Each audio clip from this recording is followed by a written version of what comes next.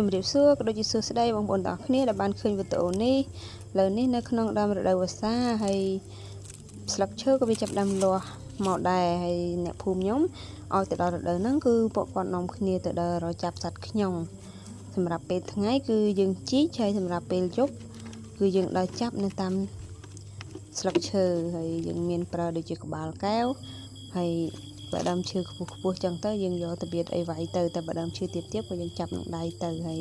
សម្រាប់ក្នុងរូបនេះដែរគឺយើងឆ្លោះនៅលើដើមស្វាយចន្ទីសត្វពពួកសត្វខ្ញុងនេះក៏វាចូលចិត្តស៊ីស្លឹកចន្ទីស៊ីស្លឹកឈើព្រៃផ្សេងហើយសម្រាប់សត្វនេះដែរអានឹងខ្ញុំអត់ស្គាល់ទេតែខ្ញុំឃើញវាទៅក៏ខ្ញុំថតវាមើលទៅសត្វនេះវាពេលយប់វានាំគ្នាចូលអាចគោនឹងលមូលឲ្យដូចជាដុំមូលទៅហើយមិនដឹងថាវាយកទៅណាទេហើយដល់បន្ទាប់ទៅទៀតទៅខ្ញុំក៏ឃើញសត្វខ្ញុងហើយក៏យកទៅវាចាក់វាទៅវាក៏ជ្រុះមកដល់ដីទៅហើយខ្ញុងយើងកំពុងតែចាប់បានបន្តហើយព្រោះថាយើងចាប់នេះគឺចាប់នៅពេលយប់យើងដាក់នៅក្នុងកដុងដោយសារតែបើសិនជាដាក់នៅក្នុងថង់ឬក៏ក្នុងស្បៃអីទៅវាអាចវាចេញបានឬក៏ហើរចេញបានតែយើងដាក់នៅក្នុងកដុងវាឡើងអត់រួចទេហើយកដុងហ្នឹងយើងមិនបាច់ចាំក្រោបទេព្រោះយើងខ្លាចហប់ទៅវាងាប់ចាប់ខ្ញុងហ្នឹងណាហ្នឹងហើយបើសម្រាប់ពេលថ្ងៃវិញគឺយើងដើរជីកវាទៅចាប់ហើយសម្រាប់លឹកនេះនៅស្រុកខ្ញុំគេហៅថាដើមពៃពួកខ្ញុងនេះវាចូលចិត្តនៅស៊ីលឹកពៃ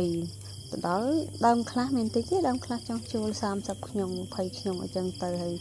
ដើមខ្លះក៏មាន1 2អញ្ចឹងណាហើយខ្ញុំក៏ចាប់ផ្ដើមប្រមូលចាប់យកទៅហើយអ្នកផ្សេងគេក៏គេដើរចាប់ដូចតែយើងដែរគេដើរឆ្លោះនៅតាមព្រៃតាមដើមឈើដែលវាលាស់ស្លឹកថ្មីតាមចកាចន្ទីចកាតលងអីចឹងណាហើយជាពិសេសនៅតាមដើមរំដួលក៏វាចូលចិត្តនៅដែរពពួកសត្វខ្ញុងហ្នឹងហើយបងប្អូនទាំងអស់គ្នាប្រហែលជាចង់ដឹងហើយតែខ្ញុំចាប់នេះចាប់ទៅយកទៅធ្វើអីគឺយើងចាប់យកទៅលីងហូបហ្នឹងណាព្រោះយើងមិនយកទៅធ្វើលក់ដូរអាជីវកម្មទេគាត់ថាចាប់យកមកលីងទៅក៏នាំគ្នាហូបលេងទៅដោយសារតែយើងធ្វើតាម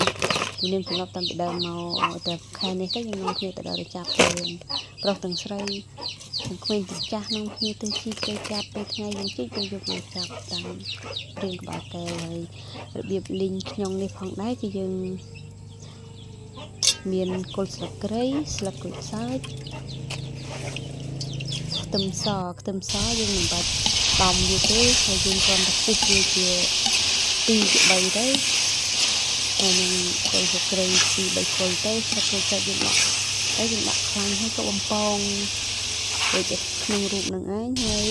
បន្ទាប់យើងបំពងជ្រុលហើយគឺយើងរោយរត់វិញជាការស្អាត